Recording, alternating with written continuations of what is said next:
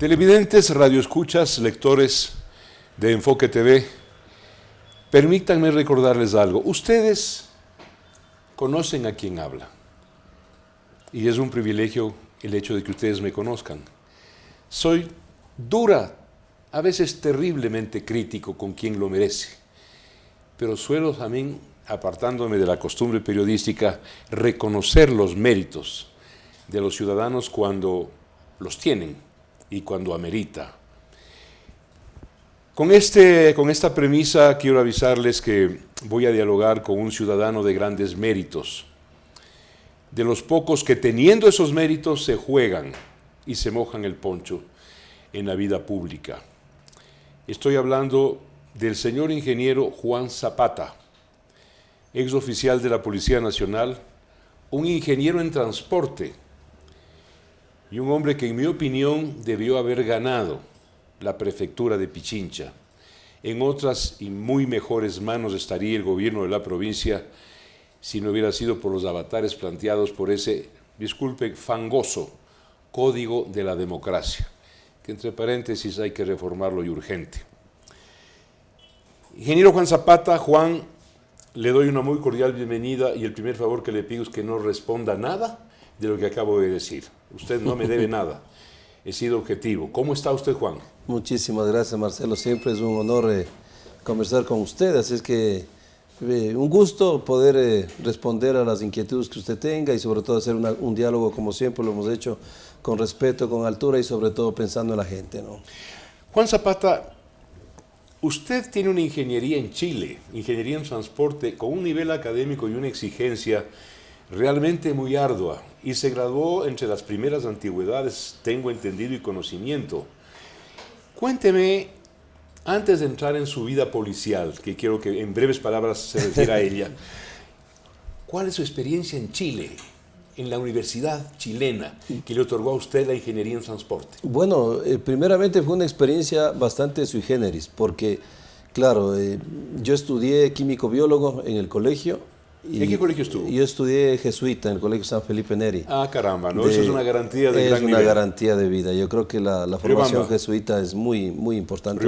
En Riobamba, muy interesante esa querida ciudad.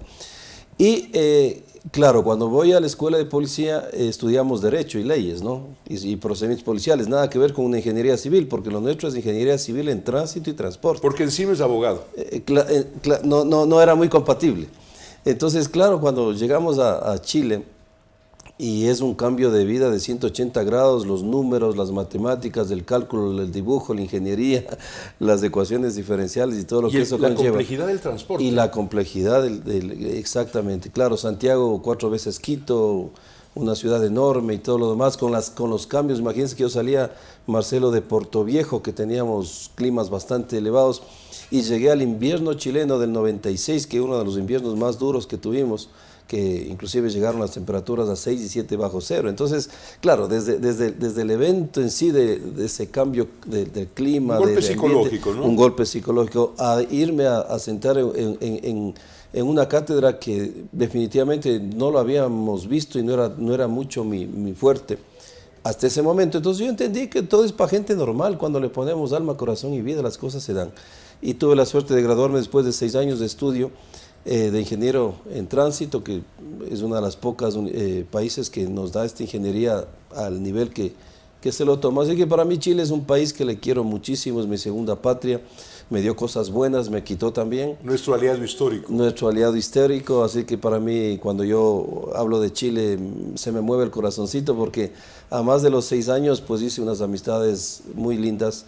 Me formó, es un país que me formó en esta área, me formó como persona también, porque tuve muchas experiencias bastante fuertes que me enseñaron a vivir y bueno, es parte de lo que podemos decir Juan Zapata también, ¿no? Confírmeme, Juan, conozco un poco su vida, su currículum.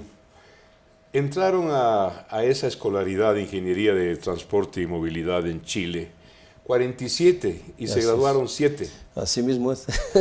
5 chilenos y 2 ecuatorianos. Tuvimos la suerte de estar en esa lista de tantos países que llegaron, estar entre ese número de graduados, 2 ecuatorianos que que bueno, lo hicimos con mucha altura, creo yo. A Juan Zapata, paradójico, ¿no? Y casi poético, digo yo, llegó a un alto grado general en la Policía Nacional, pero le seguimos conociendo como el Capitán Zapata. Porque desde muy jovencito y regresado de Chile empezó a preocuparse de la población, de los conciudadanos y del tránsito. A él debe tener patentado esto, los corazones azules, que se hizo famoso y célebre en toda Latinoamérica.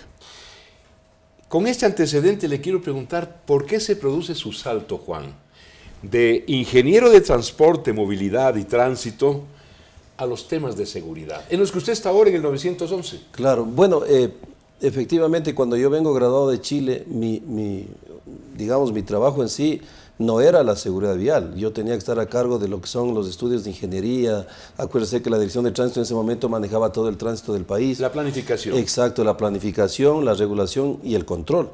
Y la organización del tránsito. Y además de eso, yo era jefe de la división técnica, es decir, hacíamos todas las jefaturas de tránsito, entonces estábamos mucho relacionados a los planos, a la arquitectura, pero sobre todo lo que llamamos el estudio de ciudades, que era absolutamente estudios integrales de tránsito y movilidad. Pero pasa algo en mi vida que yo siempre lo recuerdo y que marcó, que fue un accidente de tránsito en donde lastimosamente una persona falleció, un niñito. Y eso es lo más doloroso, porque ¿Usted fue testigo del accidente? Yo llegué después, llegué minutos después, pero prácticamente vivimos la parte más dura y dolorosa. Murió un niño. Dos hermanitos, por una irresponsabilidad de un bus, yo me acuerdo clarito, de una cooperativa que es perteneciente a la ciudad de Ambato, por una irresponsabilidad, ¿no? Un exceso de velocidad. Entonces, claro, y yo viajaba por mis funciones como gerente del Espoli, porque el Espoli jugaba con el Barcelona en Ibarra. Fútbol. Claro, el fútbol. Entonces, lastimosamente, tuvimos que llegar a ese tema. Y hay momentos en la vida de uno que le marcan. O sea, es como que Dios a usted le dice, Señor, hasta aquí llegas y de ahí te doy un giro de 180. Hay un punto de quiebre, ¿no? Hay un punto de quiebre, de inflexión. Raro, extraño, hay un llamado que no raro, es nuestro. Que no es nuestro. Es de arriba. Exacto. Entonces, claro, en ese momento yo empiezo a mirar a la seguridad vial, porque me parecía estúpido que seres humanos inocentes mueran por irresponsabilidades de terceros. Yo no le quiero contar, Marcelo, cómo una madre en ese dolor se jala literalmente los pelos, ¿no? Definitivamente debe ser un dolor terrible. Ahí me cambia esa imagen y yo de ingeniería en tránsito digo, vamos a estudiar las campañas y me voy a dedicar a la seguridad vial y creo que ya no podemos aquí seguir hablando, esto es público, de Corazones Azules, nace en el 2004 con esta institución maravillosa de la Policía Nacional. Tuvimos un aporte muy interesante porque uno tiene que saber reconocer las cosas, de Rosa Carrera, que está manejando ahora esta fundación y que ojalá le vaya bien, porque eso es salvar vidas y creo que es el mérito más sublime que tiene un ser humano, el poder salvar vidas. Ahí se da este quiebre y tomo hasta cierto punto como jefe de la división técnica el área de educación vial. Y obviamente se hizo un trabajo maravilloso a nivel nacional, replicado en varios países, pero sobre todo Corazón Azules me dio algo maravilloso, que es el cariño de la gente, conocerle a mi país y haber salvado vidas, porque imagínense, Marcelo, que nosotros lanzamos en Quito en mayo del 2004, y ni siquiera en un año, sino en lo que quedaba, en 8 meses, se redujo el 18.6 de muertos en accidentes, es decir, superamos el objetivo optimista que habíamos puesto nosotros del 15%. Por eso es que el mando en ese momento decide hacerlo nacional, porque era un plan piloto recién Quito. Y por eso que el primer premio internacional que nos da la Dirección General de Tráfico de España, que no estamos hablando de palabras menores, es una institución sumamente fuerte, revisa estos temas y nos da, recuerdo que en junio del año siguiente nos da el premio como la mejor campaña en Iberoamérica. Y nosotros representamos a toda Latinoamérica en el Congreso Mundial de Seguridad Vial en Dubái, en Abu Dhabi. Entonces, fueron situaciones maravillosas, pero sobre todo pude conocer a la gente, ¿no? Corazones Azules, experiencia personal mía es y una de marca otra gente con la que yo he hablado, pero un montón de gente. Vemos los Corazones Azules y automáticamente sacamos el pie del acelerador. Eso es un mecanismo psicológico que a uno se le va tatuando, se le va grabando. Ahora la pregunta es, el creador de esto, la iniciativa la tuvo Juan Zapata. Usted patentó eso, pero no cobra nada, porque en otros países hay Corazones Azules ya. Bueno, aquí le voy a aclarar algo. La patente la tiene la Fundación Corazones Azules, está empezando a trabajar en estos temas, que Dios le vaya bien, pero lo que usted dice es cierto, nosotros por las marcas, a los países a los que les cedimos, no les cobramos ni el papel del convenio, los llevamos nosotros solo para que firmen. Usted podía haberse forrado en $0, porque yo creo que la lucha por la vida no tiene que ser ni económica ni política. Usted recordará, mi querido Marcelo, yo en campaña jamás utilicé la marca del corazón azul, porque es un hijo que lo tenemos en una burbuja y que lo tenemos que seguir manteniendo ahí.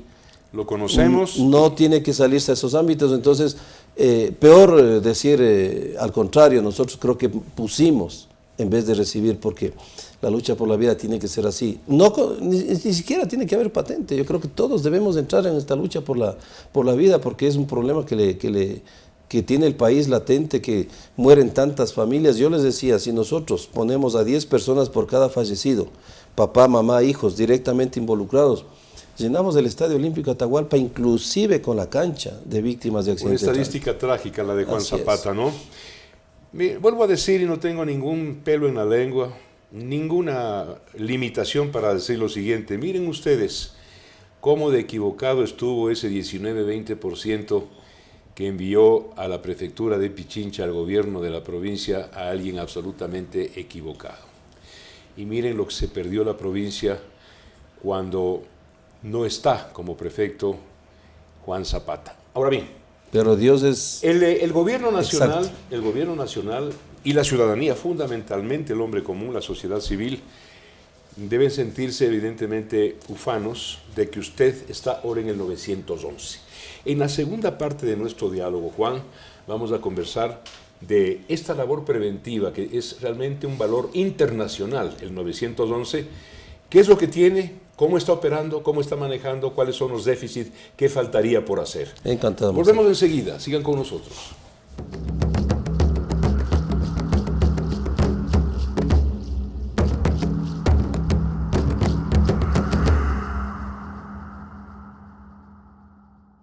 Vamos adelante con el diálogo con el ingeniero Juan Zapata. 911. ¿Cómo está funcionando eso? Y hasta donde entiendo, la labor de 911 es fundamentalmente preventiva, ¿o es también lo otro? Bueno, primero, Marcelo, nosotros hablamos de 911, porque a veces los niños buscan el número 11 en el teclado y no lo encuentran, entonces ECU 911. 911. Entonces, ¿qué es lo que tiene como competencia el 911? Es la articulación de las emergencias, para lo cual utiliza una herramienta inclusive interesante, que es la tecnología a través de la videovigilancia. Es un modelo de gestión, usted ya lo dijo, reconocido por la OEA como un ejemplo en la región. ¿Quién lo diseñó? Bueno, esto tenemos que reconocer, el diseño viene del gobierno anterior, porque era la marca perfecta de establecer un solo centro en donde estén todas las instituciones articuladas que son de prevención y respuesta. Entonces, lógico que es un modelo exacto, ¿no? Porque al final, imagínese que usted tenga, por ejemplo, hablemos de Quito, tenga el Cuerpo de Bomberos, tenga la Policía Nacional, al Ejército, al Servicio Nacional de Gestión de Riesgos, al Ministerio de Salud, a la Cruz Roja, a las empresas municipales, a los bomberos. Es decir, es un concepto integral para el manejo de emergencias. Entonces, el modelo es exacto. Es un diseño cruzado. Es un diseño cruzado, exacto. Y absolutamente coordinado. Coordinado. Entonces, ¿qué es lo que hace Marcelo? Usted solicita una llamada por una emergencia, y ahí también les quiero pedir a la ciudadanía, y le agradezco estos espacios, Marcelo. Imagínense que nosotros en el 2018 tuvimos 12.600.000 llamadas, de las cuales llamadas en mal uso fueron 6 millones, es decir, el 48%. Llamadas engañosas. Engañosas, llamadas que usted le dan hasta vergüenza que la gente llame al 911 para pedir, una persona que estaba en absoluto estado de embriaguez pedía un patrullero para que le lleve a la casa, o personas que llaman a pedir hamburguesas, pizzas, pinchos, o a pedir la hora, o a pedir cuál es la cooperativa que le da un mejor préstamo. Entonces, son barbaridades que la gente tiene que entender, que el 911 es solo para emergencias. Juan, sabe que me deja usted absorto y con la boca abierta de ver el nivel. Y hablando de este nivel de llamadas engañosas, irresponsables, quiero preguntarle de ese 48%, casi la mitad. Casi la mitad. ¿Qué tanto son llamadas irresponsables por ignorancia y cuáles otras son malvadas? Bueno, yo creo que si es que somos absolutamente firmes y consecuentes con la realidad del 911, para mí todas estas son malvadas. ¿Por qué? Porque si usted pone, Marcelo, de manera secuencial y de manera continua, todos los minutos que un evaluador le ha dado tiempo a estas llamadas, es como si hubiéramos cerrado el ECU 911 a nivel país 75 días, 2 meses y medio. Terrible. Y le costó, solo en temas económicos, porque usted sabe que hay el modelo de Semplades donde el costo de la llamada está entre 2.08, le costó al 911 12 millones y medio de dólares, 12 millones y medio que hubiéramos invertido en otras situaciones de absoluta necesidad en el tema de emergencias. Entonces, y solamente al 911, no estamos contando cuando estamos despachando recursos, como por ejemplo las famosas llamadas nosotros tuvimos 73 llamadas cuando yo fui secretario de Seguridad de Quito de bombas. ¿Usted sabe lo que pierde la ciudadanía en eso? Si es un hotel, perdió toda la mañana de producir, porque hay que evacuar, hemos enviado patrulleros, ambulancias, motobombas, inclusive. Y paralizó a la ciudad. Y paraliza la ciudad. Entonces hay que entender, y ese llamado a través de este espacio que usted me da, Marcelo, que por favor el 911 es solamente para emergencias, porque usted me está enviando una ambulancia a un lugar que no debía estar y a lo mejor en otro lugar hay un ser humano que se está jugando la vida porque necesita una ambulancia. Entonces eso quizás fue uno de los aspectos que más importancia le dimos esta campaña del buen uso de la línea 911. Yo me permito hacer una sugerencia a un hombre a quien le sobra la inteligencia sin duda, pero ahí está la recomendación. Esto hay que poner en manos de un psicólogo social, yo pienso. Porque hay que hacer un estudio más allá de las apariencias de por qué 50%, 48% de estas llamadas baldías, ¿no es cierto? Debe obedecer a algún contenido psicológico que hay que cambiar. Y cambiar con una fuerte campaña de inducción, de inspiración, ¿no es cierto? Pero es un asunto de psicología social, Juan. Totalmente, totalmente, porque el hecho que estemos jugando con la seguridad a lo mejor de un mismo familiar, porque todos estamos en la probabilidad de algún rato necesitar una institución de emergencia, a lo mejor un patrullero, una ambulancia, etcétera. Entonces, bueno, estamos haciendo evaluaciones, Marcelo, lanzamos nosotros esta campaña del buen uso de la línea y quizás en los primeros 15 días ya tuvimos una reducción de 6 puntos, lo cual es bueno. No es que son los números que quisiéramos, porque igual estamos en un 48 a 42%. Quisiéramos que esto sea cero, porque también no solamente es el tiempo que estamos desgastando y los recursos, porque también si es que están llegando muchas llamadas, ahí se llama lo que nosotros técnicamente hablamos del encolamiento de llamadas, es decir, hay muchas llamadas que estarán en espera, que a lo mejor son emergencias reales por situaciones que el operador tiene que estarle dando tiempo a irresponsables que nos envían a lugares. Ya tuvimos este primer ejemplo en Cuenca, ¿no? Donde ya una persona fue detenida y fue dado 10 días de prisión porque él asumió su responsabilidad, porque el COIP determina de 10 a 30 días. Sin embargo, nosotros también hemos pensado que cuando ya hay una amenaza de bomba y ya inclusive entra un tema de conmoción, la ley también determina de 13 a 16 años. Y si es que producto de eso se produce a lo mejor un fallecido, estamos hablando ya de 26 años, perdón. Entonces, pero nosotros vamos a ir con las denuncias, Marcelo, de aquí para adelante. Es decir, ya hemos llamado a la conciencia, hemos llamado a la meditación, hemos llamado al corazón de la ciudadana. Si insiste, la hora de la coacción. Hay que poner ya lo que dice la ley y las denuncias correspondientes. Hay una experiencia en Estocolmo y otra en casi todos los cantones suizos, de que cuando se produce una llamada, ¿no es cierto?, a los centros de emergencia de auxilio ciudadano, esas llamadas son monitoreadas desde centros de poder. Así es. Sin que nadie les vaya a tachar de hackeo o de intervención. Es una precaución del poder público para evitar, y le estoy hablando de Suecia, de gente muy civilizada, estoy hablando de Suiza, un ejemplo de democracia, tienen este control. Sí, bueno, en el caso de nosotros igual, desde el momento que usted marca, todo se graba. Y nosotros podemos geolocalizar inclusive el teléfono del cual efectivamente se está haciendo la llamada. Lo que pasa es que antes se estaba aplicando todo el tema administrativo. Si la primera vez que hace el mal uso le suspende 30 días la línea, la segunda 180 días y la tercera le retira la línea, pero usted con una cédula puede ir a ver otra línea, entonces no tiene efecto. El efecto punitivo o el efecto coercitivo aquí sí tiene que ser la prisión. Por ejemplo, este ciudadano, que entiendo que en estos días cumplirá ya su sentencia, cuando salga, yo creo que no se le va a ocurrir nuevamente llamar al ECU 911 a movilizarnos la cantidad de patrulleros y ambulancias que hicimos porque él aducía un accidente de tránsito con heridos. Mire la responsabilidad. Ni al delincuente ni a quien supo de la sanción que le cayó. Exacto, exacto. Ahora, esto es realmente un gran adelanto y si está en sus manos siempre es una garantía. Vamos a hablar ahora, porque claro, tenemos una crisis económica, financiera, no tenemos los equipos que quisiéramos tener. Quiero que con respeto al poder público, ¿no es cierto?, a la crisis, usted nos hable de qué le falta al 911 para mejorar.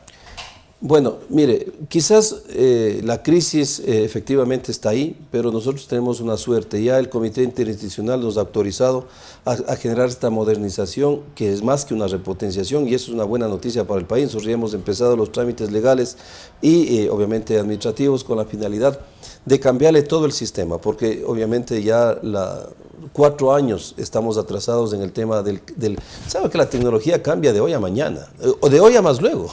Entonces, nosotros tenemos 4.630 cámaras a nivel nacional, de las cuales con este proceso de modernización que está aproximadamente en 91 millones, 57 millones son para el cambio de toda lo que es la plataforma informática, y 33 millones tiene que ver, cerca de 34 millones, tiene que ver con los accesorios que son las cámaras. Tenemos este momento 4.630 cámaras a nivel nacional, que esas también van a tener que ser nuevas, porque no podemos solamente cambiar lo uno y dejar lo otro.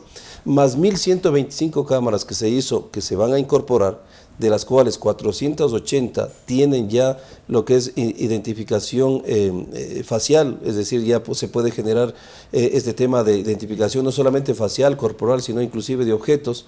128 cámaras tienen ya la incorporación de identificación de placas, y también ponemos sistemas AudioVox e IPs. ¿Por qué? Porque estas 1.125 lo hizo un estudio tripartito.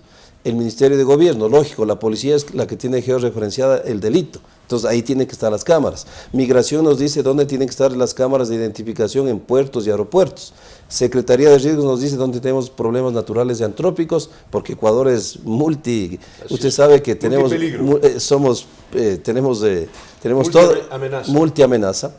Y obviamente el EQ 911. Así que esta noticia, cuando lo materialicemos, mi querido Marcelo, créame que nosotros nos podemos ir tranquilos de haber dejado una huella en una institución que es tan importante, que es súper necesaria, que tiene esa tarea tan sensible que es cuidar la seguridad de los ecuatorianos, pero para eso estamos aplicando la tecnología al servicio de las instituciones articuladas, porque tecnología hoy nos apoya mucho, sobre todo en el tema delictivo, en el tema proactivo y todo lo demás. Es que esta es una buena noticia que la comparto creo que la primera vez públicamente, pero que la estamos corriendo para poder cubrir los plazos, y agradecer por el apoyo que ha habido para que este cambio exista, ¿no? Esta es una gestión muy compleja y multiinstitucional, es una coordinación que está claro en programas informáticos que se facilitan aplastando un botón. Y le voy a preguntar, por ejemplo, Fuerzas Armadas, Ministerio de Defensa, Policía Nacional, Sistema Hospitalario, ¿no es verdad? Así es. Sistema de ambulancias, Defensa contra incendios. Así es, todo eso. Y otros organismos más, migración, por ejemplo, que tiene que ver mucho, ¿no es cierto?, para el control de gente indeseable. ¿Hay alguna entidad que no haya integrado, que no se haya integrado a esta programación múltiple y multiinstitucional? Ninguna, porque afortunadamente, Marcelo, el sistema del EQ 911 es un trabajo en equipo, es un sistema articulado. Todas las instituciones de prevención y respuesta están ahí. Por eso que el modelo debe ser este. Y cuando los GATS, y les agradecemos, tienen esa buena iniciativa de adquirir nueva tecnología, nuevas cámaras, gracias, pero tenemos que estar articulados al EQ 911, porque si no, al final usted termina teniendo un video wall que al final es una televisión de bastantes pulgadas, porque si no tiene a la institución de respuesta, igual le va a tener que llamar al 911, y ahí estamos perdiendo tiempo. Entonces, gracias a Dios, yo le estoy agradeciendo a todos los GATS a nivel nacional que se han entendido de esto, nos están apoyando. El día miércoles firmamos el convenio con Santo Domingo. Hace un mes aproximadamente firmamos con Guayaquil, que mire, este fue un tema histórico. Después de 11 años, claro, ahí las condiciones eran diferentes, ahí no se podía dialogar. Ahora se puede sentarse las autoridades y decir, vea, empatemos que esto al final es beneficio para la comunidad. Y hoy la corporación, con sus 1.100 cámaras, más las 612 de San Borondón, que estaban trabajando por su lado, nos articulamos y hemos cerrado los circuitos. Entonces, una cámara que tenía competencia, la corporación, cuando ya no tiene ángulo visual, toma la de San Borondón, y podemos hacer los circuitos cuando hay los asaltos, cuando hay los robos y cuando existan persecuciones, y eso es un apoyo para nuestra querida policía, ¿no? Por ventura, la seguridad y el 911 no son entidades, ni son programas, ni tienen alcance político. Es un tema técnico. Este es un alcance y una gestión auténticamente cívica, de solidaridad, de prevención. ¿No es cierto? Casi es la sociedad civil en acción. Esta es la ventaja del 911, insisto, y voy a remarcarlo, en las manos responsables de un notable ciudadano, el señor ingeniero Juan Zapata, con ustedes hoy día. Juan, despida usted este diálogo con un mensaje a la comunidad. Bueno, agradecerles por todo el apoyo que hemos recibido, pero sobre todo yo quiero seguir insistiendo. Y piense usted que el 911 es solamente para emergencias, eso salva vidas, así que hacer el buen uso de la línea es la recomendación que le hacemos permanentemente. Hay 2.000 funcionarios que todos los días se juegan porque trabajan con niveles de estrés absolutamente grandes. Por lo tanto, apoyemos en el trabajo de estos funcionarios y de las instituciones articuladas, porque el 911 es sinónimo de salvar vidas. Muchísimas gracias. Muchísimas gracias a ustedes, amigas y amigos, audientes, televidentes, radioescuchas y lectores de Enfoque TV y de este segmento a cargo de quien les habla, Diálogo Frontal, no neutral. Un abrazo.